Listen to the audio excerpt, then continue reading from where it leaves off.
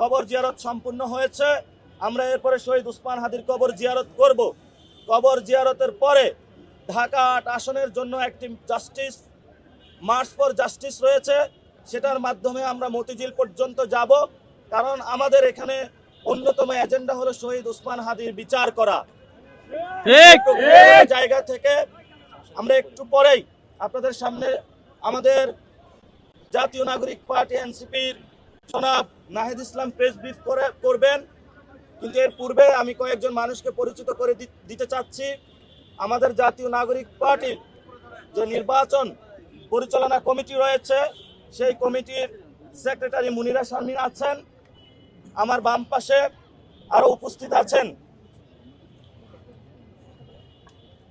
ঢাকা 20-এর সংসদ সদস্য পদপ্রার্থী ইঞ্জিনিয়ার নাবিলা তাসনিদ, উপস্থিত আছেন ঢাকা 9-এর সম্মানিত সংসদ সদস্য পদপ্রার্থী জনাব জাবেদ রাসিন, উপস্থিত আছেন ছাত্র শক্তির সম্মানিত আহ্বায়ক জনাব তরিকুল ইসলাম, উপস্থিত আছেন যুব শক্তির সম্মানিত আহ্বায়ক জনাব তরিকুল ইসলাম, উপস্থিত আছেন নারী শক্তি, ছাত্র শক্তি এবং যুব শক্তি এবং জাতীয় নাগরিক পার্টির কেন্দ্রীয় নেতৃবৃন্দ।